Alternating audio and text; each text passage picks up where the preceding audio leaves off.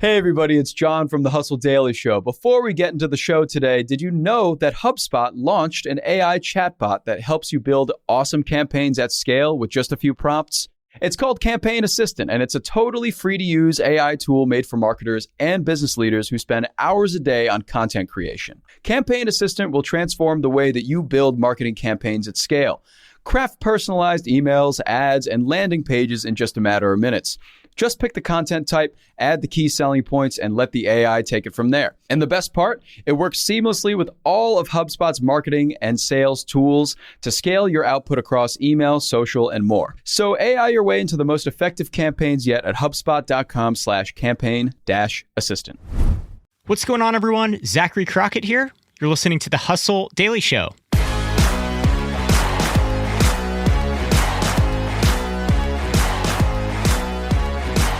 We've got a special episode for you today. We're talking sneakers. What used to be a small niche hobby is now a multi-billion-dollar global industry. It's rife with competition, controversy, and drama. There are teens on TikTok reselling millions of dollars worth of shoes. There are stock markets for sneakers. And there are bots that buy up new drops to try to corner the market. We brought a special guest on the show today to help us make sense of it all. John Kim is the editor-in-chief of the website Sneaker News. He's been closely following sneaker culture for more than 20 years. We recently sat down with him for an interview to talk through the economics of the sneaker resale market, how Kanye West's self-implosion has affected his deal with Adidas, and a whole lot more. Here's our conversation with John. John Kim, thanks for joining us. Thanks for having me. Well, to start off here, just give us a little primer of how you first got into sneakers. Oh, man. There was no direct path into this career. I went to school for pre-med. I have a degree in biomedical sciences, which naturally led to sneakers, of course. But, just growing up in the 80s and 90s, I idolized Michael Jordan and NBA basketball and sneakers. I was obsessed, and I wanted to make that into a career somehow. My dream was to work for Nike or Reebok or Adidas or any other brand. Sure. Eventually, I got connected with Yuming Wu, who is the founder and publisher of Sneaker News. I joined in 2008 when it was in its very early stages. And just seeing how the internet was taking a very specific direction and how social media was growing, I thought, okay, this could be a very big opportunity. So I decided to stick with it. And however many years later, here I am today. So when you first joined Sneaker News, where was sneaker culture at the time? Were we talking like more of a niche community than we see now? Oh, it definitely was. Sneaker News was founded in 2006, but in 2008, 2009, that's when sneaker culture combined with the growth of the internet. Mm-hmm. In the early 2000s, the internet was mostly message boards and forums. Right. There was no dedicated website or a blog. Each region had its own niche. There's New York sneakerheads, there's California sneakerheads, Japan, whatever. And we just wanted to serve that community. So do you have like a massive personal collection yourself? Oh, it was just so funny because yesterday I'm preparing like a photo shoot for someone for Air Jordan 1s and I have like 60 pairs. And my God. It took me an hour and a half. But yeah, my personal collection at one point surpassed 1,000 pairs. I was just in crazy hoarding mode. But I think right now it's in a very humble 500 to 600, I think. Okay. I somehow fit it all in my Brooklyn apartment. In terms of value, like what's the most valuable pair in your collection? There's one shoe that it currently doesn't have a price, which is kind of telling. Wow. So it's that rare. The term friends and family is quite common in the world of sneakers, where Nike will make a very small batch of like 27 pairs, which is microscopic in this day and age. And they'll make it just for the staff if they worked on something or like some execs. Nike did a collaboration with a boutique out in California called Undefeated, and it was for a Kobe shoe. And I think there's only 20 pairs and I was gifted one of them. Wow. And of course, after Kobe passed away, like just the value of Kobe shoes just went high and high. And Sure. I mean, I'm never going to sell those shoes, but that just gives you an idea of just the nature of why some people would pay so much for one pair of shoes. But I would say that's probably up there. It's probably maybe in the 10,000s, something like that. So for you, this is a love affair that goes a long way back. Yeah. But in recent years, we've seen a huge swell of interest in collecting sneakers. I think the last I saw, the sneaker industry at large is projected to be worth $120 billion by 2026. Yeah. It seems like just in a few decades, sneakers have gone from sort of a niche stratified subculture into this massive mainstream business. What do you think has driven that trend? It first starts with social media. Mm-hmm. It's such a great tool for connecting the community. It connects brands and retailers and even media platforms like Sneaker News from reaching a new audience. Sneakers just became like a really easy way to stay in the conversation on social media. And then sneakers became a very easy entry into the world of investing. People have a hard time letting go of their cash, obviously, especially if you're not used to investing in a mutual fund or whatever. Right. They want to see that instant profit. So, you buy a pair of shoes, you sell it on eBay or sell it on StockX or whatever, and you instantly get paid out that profit. It gets addicting, especially if you're like a 15-year-old kid. Like, I made $20, man. I didn't do nothing. Right. $20 when you're a kid is like, it's crazy. Oh, yeah. And I think just the ability to buy and sell sneakers got so easy. Yeah. So I think that really contributed to people just looking at sneakers purely as an investment thing, which I do have my opinions on, but it is what it is. Sure. And now you have people who that's their full-time job. They're just flip sneakers and they may not have a passion for it, but they have a passion for making money. And, I can't hate on that. So yeah, it seems crazy that like sneakers of all things would sort of become this alternative asset class. But then again, I guess all collectibles are weird when you think about it. There's not really a rhyme or reason why a piece of cardboard on like a baseball card is worth $1,000. Yeah, I mean, sneakers, like everyone has feet. Right. Everyone has owned a pair of sneakers at some point. It's crazy how sneakers has just become this global currency almost, where everyone can kind of relate to Jordan or who Kanye or Virgil or whatever. Yeah. It really knows no bounds in terms of age or gender, men, women, children. Like Jordan Brand drops baby shoes for $70 and they sell out. I've seen more news on sneakers during the pandemic years than I think I ever have. It seemed to really like come to life in the pandemic with work from home culture, athleisure, sort of like people turning away from formal wear a little bit more. Yeah. Did you see that boost on your side of things? I think a lot of that has to do with the fact that corner offices and boardrooms are not being held by people who were born in the 80s now. Right. To me, the athleisure boom started way before the pandemic. I mean, suits with like tennis shoes are now a thing. Mm-hmm. I have a lot of friends who work in finance and they hit me up every week. It's like, I need these Jordans. Like, how do I get them? So it's been a shift even before the pandemic, in my opinion. Yeah. Has sort of the broader popularity of sneakers changed the way that the major sneaker companies market shoes? They have like a broader audience in mind now, right? So they kind of have to change the way they think about sneakers. I mean, if you're trying to please, 70 out of 100 people, the product tends to be a little less daring. In my opinion, the creativity of sneakers has kind of gone away a little bit.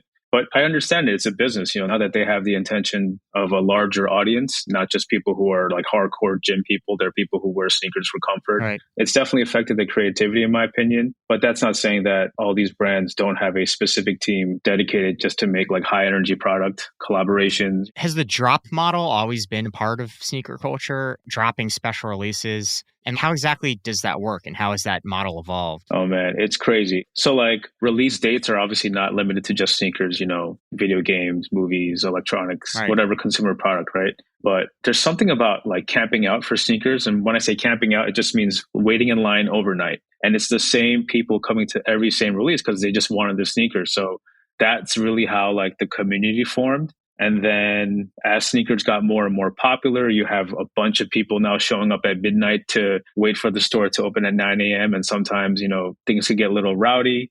And then the brand steps in to say, okay, no more midnight releases because it gets too dangerous. So then it became like digital only, where you can only buy the shoes online. And that's where bots come in. I have a pretty high position in this world of sneakers. Even I can't buy shoes online. Wow. You need some sort of edge, man. at least on the software standpoint. And I just can't get myself to do it. You just can't log on at 10 a.m., go on Nike.com and buy a pair of shoes anymore. You really can't.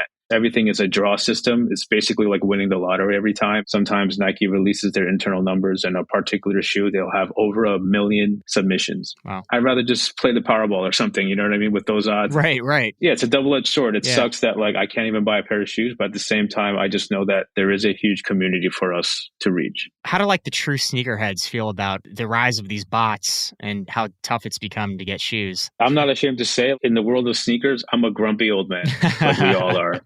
It's like, you shake your fist at the clouds. Yeah. Like, take my money, but I can't even buy the shoes, Are they making any efforts to sort of curb the bot problem? Oh, yeah, for sure. I mean, every major sportswear brand has invested in some anti-bot technology and creating their own algorithms. Like Nike, for example, if you want access to this shoe, you must have tried to buy this shoe and bought this shoe from like 2 years ago. Interesting. Because it's all under your member account. So I really do like the incentivized way. It makes the membership aspect a little more robust than just how many dollars are you spending. Sure. But still, generally speaking, it's a crapshoot. Like I said, I don't even try to buy shoes online anymore. I'll pay the extra if I have to, if I really want it, or I'll try to like call in some favors. I don't know, but at this point, it's just too much. All right, so you've got the main sale event of shoes, but then you've also got this sort of thriving resale market that's going on, the aftermarket, which I'm assuming a lot of these bots are probably set up for the resale market, right? Oh, for sure. It's guys buying 500 pairs of shoes with the bot and then flipping them for more money than they sell for.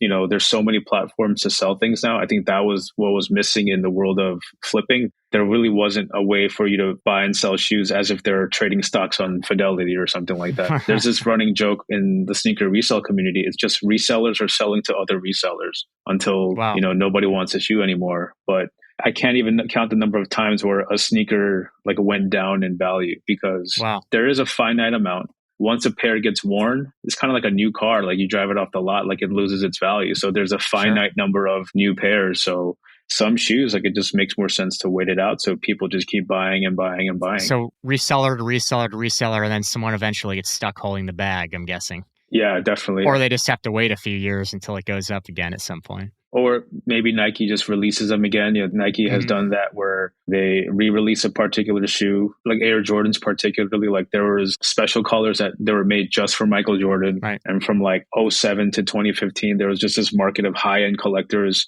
basically buying the same shoe and just passing it around their group. And now Jordan's like, oh, we're going to release the shoes, 100,000 pairs for a couple $100. So they're just like, damn. Like, yeah. There was just like a viral TikTok video of this kid who bought a bunch of Jordans and had boxes stacked up to his ceiling. And then they did the re-release and he was like, I'm stuck with like $20,000 worth of shoes now. The global resale market alone, I think it was worth somewhere around $6 billion in 2019. It's projected to be worth $30 billion in 2030. So there's definitely still a lot of room to grow in the resale market. I feel like last year in particular, there was sort of a lot of weird resale stories in the news. Wasn't there like a kid in Oregon, the son of some Nike executive who was getting a special hookup of some kind?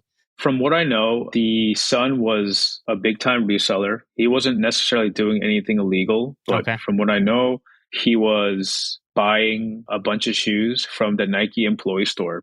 And he was potentially buying and selling shoes from there. It's just really bad optics. Like if I was a Nike exec and I knew my son was doing that, she should have been like, look, I could lose my job over this. So do it, but you can't use any of my discount. You can't use any of that stuff. So it was a really bad look. And this was at the peak where it was impossible to buy sneakers. The sneakers seemed to be going to those who had access to these bots, who were able to buy dozens of pairs at one time, or backdooring, which is the practice of basically buying a huge bulk of a shoe for, I guess, a bit above the retail price and flipping it later down the line. And it just became really unfair where, people just getting into sneakers can't buy the sneakers. The people who are in it a long time can't buy the sneakers. So it was just so easy to point the finger and blame Nike. But yeah, I think they could have handled it so much better. Can you just kind of walk us through how a typical resale operation might work?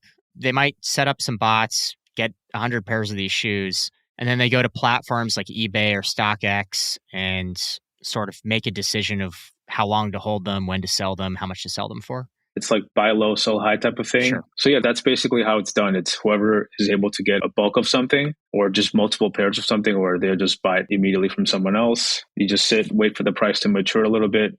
Almost every sneaker, it goes up just before the release and once the day of the release, and maybe 3 days leading into the actual time people receive the shoes, the prices will dip a little bit. And then that's when prices start to slowly go up and up and up. It's really no different than any other stock or flipping crypto or anything like that. Sure. It's a timing thing. There's no rhyme or reason. Typically, sneakers tend to always creep upwards until Nike decides to re-release a shoe or something happens with that shoe where it's just not cool anymore or something like that. Trends obviously have a big play into resale value. For example, There's a particular shoe called the Nike Dunk, and Nike made a skateboarding version. So it's called the SB Dunk. And that was one of the most important shoes of the early 2000s. It was the shoe that people hunted. Nike was doing collaborations with skate shops, artists. They really kind of set the blueprint of how sneaker culture is done today. And it kind of lost its luster. I would say for 10 years, like no one gave a shit about them. Like you couldn't even sell them. And then Travis Scott and Kyrie Irving and some like well-known sneaker guys just started wearing them out of nowhere. It wasn't even like planted by Nike. They're like, you know what? I really like these shoes and I really like skate culture. And that like exploded the market again. So it's these like unpredictable things. Like in 2016, if you told me that this shoe is going to be worth 10 grand, I'd be like, nah, you lying. No way. But are there SB Dunks worth 10 grand now? Oh, easily. Wow. There's some that are probably worth 100 grand right now. Holy crap. Okay. One example, there's one called the Pigeon Dunk. Basically, Nike tapped 4 guys to make 4 designs based on the city: London, New York, Tokyo, and Paris. And the one in New York was done by a guy named Jeff Eng. He's known as Staple. And he's like, New York City is the pigeon. So he made like a gray, little pink, and he just released a shoe. It was covered by news because there were like fights. And now I think a brand new pair, they're probably easily in like 50 grand. Wow. There's another shoe called the Paris Dunk where it's inspired by very Parisian shit. And one dude I know, he flew to Paris that night, I think, to buy as many pairs as he could. And he just sat on them. And for a while, they were going for like $1,000, $2,000. Now you can't find a pair for under 100 grand. Wow. I mean, I'm sure Sotheby's did an auction recently. I think it ended in like 76,000 or something like that. Okay. When like a really well-known dude with money says, hey, I want to buy the shoes. It's like, you've already held on to them too long. Wait till Beyonce or Rihanna calls you, Right. You want that connection anyway. So sneakers have in that way also in terms of like social currency, it's a way to kind of get yourself in the door. But going back to your question, like how does the resale thing work? It's buy low, sell high. StockX and eBay make it really easy. StockX and GOAT actually make it easy. eBay, which was the original marketplace for stuff like this, they've kind of revised their business a little bit to make the selling process a lot easier. Or if you can really use sneakers to build up your own personal brand on social media and you can start your own store. Like, why give eBay and StockX the seller fees when you could just sell it yourself if you have your own audience? Sure. So that's another route. Yeah, on the one hand, I could see a case for platforms like StockX being good for Nike because they're building hype for the shoes and they're perpetuating the popularity of the sneakers. But I do know that companies like Nike have some beef with StockX, right? Oh, of course. It's sort of a rot relationship. It's a love-hate thing. Yes, they do benefit. One example of that is another type of dunk called the Panda Dunks. It's just a black and white sneaker. The retail price is $100 and it was selling for around $250. Sure. So they're like, let us eat some of that money. So they just re-release the shoe every 2 months. So I think that's an example of how they use resale values and what these platforms like StockX provide them. But at the same time, like sometimes it kills a project before it even launches. Like they have an upcoming release and right now the market dictates that it's selling for under retail. So it's like, if you're the creative guy behind it, it's like, man, do you want to get fired or taken off of future product just because, some kids on StockX don't want to pay like double the retail value? So in that way, it can be a double-edged sword. I don't like how everything is just numbers based. I would love to see some crazy designs. Almost every Air Jordan in history sat on shelves. They weren't like instant hits either. So who knows what can happen. But yeah, there's also the beef with like their NFT project and all that kind of stuff. And It's like, oh, you don't know the image. And that gets into this whole other, muddy situation with Web3 and all that kind of stuff. So yeah, it's weird. It's like they help each other. They hate each other. That's a really interesting point you just made that I hadn't thought of, just that Nike can use sites like StockX to sort of assess the market value of a shoe. Yeah. It's almost like a little research firm that they can tap into to help their own business and pricing models. Because if you think about it, nothing sells on StockX for retail. Like if you could sell it for retail, you might as well just buy it at the store. So everything is either above retail or under retail. So that I think shifts like pricing for Nike. It's like, all right, this shoe is $160, but people are buying at $120. Do we maybe lower the cost a little bit and just make more direct sales in that way? And so they don't have to mark down the shoes. I'm sure that affects the way they do pricing and allocation, and maybe we bump up the production numbers, stuff like that. For example, like the shoes that do sell for above retail that are high profit potential, like they are so profitable because they're a limited edition shoe. If Nike says, hey, you know what, you guys love this shoe so much, we're going to drop another 50,000 pairs, that's going to tank the value, Yeah. So it doesn't happen too much where Nike will look at a shoe and say, let's release this over and over again. I think that the Dunk I showed, it's just a simple black and white shoe. It's dropped every 2 months for the last year and it keeps selling out. Nike is just printing money and they raised the retail from 100 to 110, which doesn't seem like much. It's still under the tax line, but $10 times how many pairs of shoes, man, that's easy money. Nike's been printing money with shoes, you know? Yeah. And that's just an example of how like Nike is killing the resale market, which consumers like because they can buy the shoes that they want for a reasonable price. But I'm sure resellers kind of hate it. So. Sure. Let me tell you about a show that I've been loving lately. It's called Entrepreneurs on Fire. It's hosted by the incredible John Lee Dumas. It's available now on the HubSpot podcast network. Entrepreneurs on Fire stokes inspiration and shares strategies to fire up your entrepreneurial journey and create the life that you've always dreamed of. I'm a big fan of this podcast. It has energy, it has value, and it's all about learning about entrepreneurship. I was just listening to an episode the other day. JLD interviewed Jay Rogers, who was such a wealth of information. He kind of went into how entrepreneurship chooses you. You don't necessarily choose it, and that failure only happens when you stop trying to win. A lot of gems in this one. So I highly recommend checking out that particular episode along with the rest. So go listen to Entrepreneurs on Fire wherever you get your podcasts. Another thing that sort of popped into my mind, obviously, is Yeezys. Kind of an interesting case there. Yeezys is Kanye West's shoe line with Adidas. How has all of the controversy around the Kanye West stuff impacted Yeezy sales? I think it's worth looking at where Yeezy was before this whole split happened. From 2015, when Yeezy first started up until 2018, 2019, they were killing it. Like they were outselling Jordan. And in 2020, 2021, it got to a point where they were just releasing a lot of product. I think going back to the whole work from home conversation, it's like Yeezy footwear is very out there and it has to look good in an outfit. But if you're sitting at home wearing it and just looking at it in your hand, like what good is it? So the resale prices for Yeezys were starting to just flatline a little bit and just kind of taper into retail price, which means eventually the resale market was going to die. Okay. So it was kind of getting at that point. Interesting. Not to say that there weren't certain releases that did have a demand, but for the most part, a lot of the designs were very out there. And plus the MSRP starts at 200 up to 300. So again, the retail price is high as is. Sure. And you factor in seller fees and all that. So in order to make a profit, you have to sell a $200 shoe for $280 and it just wasn't there. And then this whole split happens and Adidas just kind of hit a wall. Like Kanye was really the energy driver for that brand. The Adidas in their latest earnings calls, they said they're sitting on like $500 million on Yeezy product that's just sitting. Oh my gosh. So it's like, what do you do with it? Can you want to just erase the Yeezy name? It has like an asterisk on the shoe now. I was like, are kids really going to want it if it's not associated with Yeezy? It's a very weird position, but we've seen so many weird things happen in sneakers already.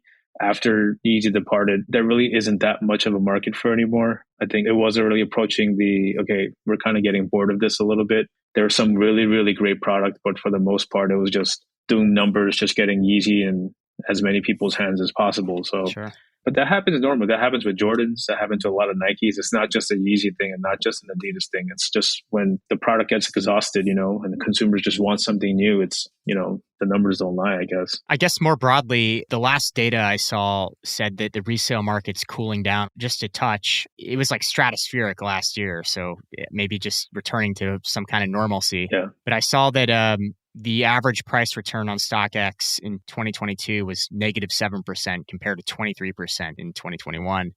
Are you getting the vibe that the resale market is sort of tapering a little bit right now? I mean, I can speak on this endlessly. Let me just touch on the main points. Number one, rising retail prices means smaller margins. Mm-hmm. Rising seller fees means smaller margins. And the IRS. So basically, before 2022, if you kept your sales under $20,000 and 200 sales per platform, IRS don't give a shit. Really? Now, in 2022, it was $600. That's 2 pairs of shoes. Right. You sell more than 2 pairs of shoes, you got to report it as taxable income. It's capital gains. So sneaker resale is considered a capital gain now? Yep. Wow. Okay. It's sneakers, basketball cards, anything. And it's like $600 is nothing. Like the logistics of that just made no sense. Like I was speaking to my accountant. It's like, how would eBay know that I'm not selling like old toasters or a microwave? Right. And $600 is nothing, especially in sneakers, 2 sales and you're done. Sure. So that's why that really stopped people from selling, because they just didn't want, Uncle Sam to know about their money. And up until that point, people were just wheeling and dealing left and right because it was like less margins. Also, StockX and eBay and their seller fees weren't that crazy because they were just trying to amass as many users as possible. And now that they got them, they're like, all right, now the fees go up. Now you have to pay for shipping and there's a processing fee, like all these little things that, add into the total cost. So the margin makes no sense. At the same time, the consumer's like, okay, if I have to pay X amount for the shoe, I don't want it. It's like a $285 plus 15 shipping. Nah, but $300 free shipping, I'll take it. Very price sensitive market. Oh, 100%. And so rising fees, the IRS taking notice, that definitely made a huge impact. And the funny thing is, like 4 days before the new year, I think it was December 26th, there was a email. Basically, I think the IRS reached out to eBay and all these platforms saying, all right, we're going to suspend this for a year. So I think the IRS just isn't prepared to tackle this because the whole flipping business, and not just sneakers, just anything, like even people with Etsy accounts selling, homemade scarves or whatever, like they didn't know how to handle that. Yeah. So they delayed it for one more year, but everyone thought that they were going to get taxed up the ass for selling shoes. So I think that was a huge contributor to the slowdown in the resale market. And I think people were just trying to get rid of as well. I think because there's so much product out there, like there's dozens of sneaker releases every weekend, Reebok, Adidas, Jordan, Nike, there's just too much. So it's like, all right, we're not all made of money and, inflation's bad right now. The economy is not doing well. So the people who are spending all this money on sneakers, like they now need to buy eggs and milk and all these, essentials that are just rising in price. So that definitely hit the market as well. But it's just really the rising fees, the rising retail price. So the cost to even secure the product and the fact that the IRS is, like watching your back, it's not fun at all. Yeah. Right. What would you say to like a young kid who is in love with the new sneaker drop and wants to get it, but has to compete with all these bots and play this crazy game that we have now? Oh man, honestly, if you have access to it, I would say become a regular at a sneaker store. Maybe not like a Foot Locker or like a Finish Line because they have like corporate rules. But if you become a regular at a sneaker store and you just want to show up and shoot the you don't have to spend money. Just become a regular. Mm-hmm. They're going to hook you up. They're going to be like, look, I know you talked about these shoes. We're dropping them this Friday. Just come by this time and we'll hook you up. And that's what the mom and pop shops and the sneaker boutiques still do, which is why they're so valuable.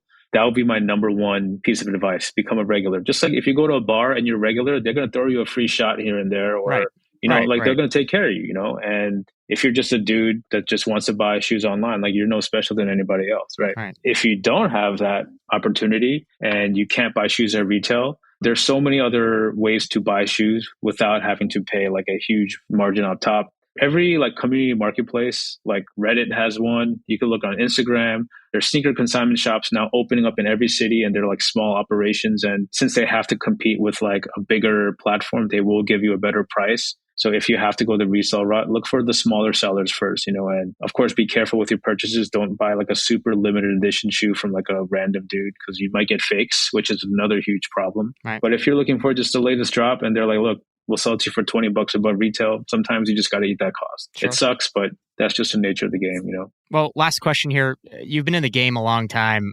Looking back across the evolution of sneakers, did you ever imagine we'd be here now? Hell no, man. Like, dude, there was a time when I was really into it the most in college, early 2000s, when I was like on the forums, like talking with people that I've met. I'm like, man, am I crazy? I look at my wall of shoes. And at that time, maybe I had like 30 pairs of shoes, which was ridiculous at the time. I never thought this would be a thing. Like when I first decided to pivot to working for Sneaker News full time, I was doing some other things. I thought, all right, the very least I want to do is maybe earn back the salary. Because you still have to be financially responsible. And then from there, I was like, all right, I want to earn back the salary I would have made if I continued this other career path. And then I think I just got in really early. The sneaker editorial business is really small. There's like less than a dozen people in the world that could earn a living doing it, and we employ like 5 of them. The rest are our competitors who they steal from us. But anyway, that's another conversation. But yeah, it's just, I never really thought. So people who do end up working for Sneaker News, they go on to work for brands, other media companies. Like there's just not many. It's a very, very small percentage of people who could do this for a living. And I feel very blessed, every day. Like, it's a lot of work to keep on top of everything, to deliver content for our followers and whatnot. But at the end of the day, I'm like, okay, this isn't like the end of the world if we get something wrong or if we missed out on a task or something like that. It's just sneakers. Yeah. I do feel very fortunate that I get to live the life that I do, and my job is pretty chill. I could just do this during the middle of the day and whatnot. So very blessed. All right. John Kim, thanks for your time, man. It's always fun to chat. I don't really do podcast things too much. To be honest, I do get hit up quite a bit to do podcasts, but I'm a fan of HustlePod. Oh, thanks, dude. Yeah, thanks a lot. Yeah. You're a super interesting dude. Thanks for your time. It was really fun chatting. Appreciate it, man. Thanks, man.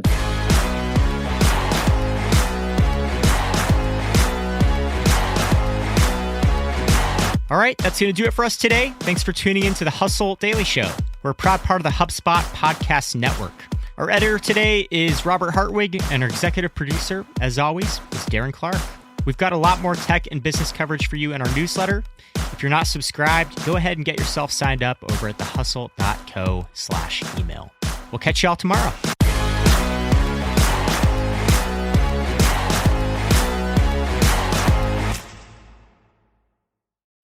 Hey guys, if you listen to the Hustle Daily Show on Google Podcasts, we want to let you know that the option will no longer be available pretty soon. Google is sunsetting its podcast app sometime in early 2024 in favor of YouTube Music, and we want to give you a heads up before it's too late, since that time's almost here. The Hustle Daily Show is available everywhere and anywhere that you listen to podcasts, like Apple Podcasts and Spotify. If you're using YouTube Music, we are there as well. If you're an Android fan, there are plenty of apps like Overcast, Pocket Casts, Player FM, and more. So just search for us wherever you decide to listen to your favorite podcasts.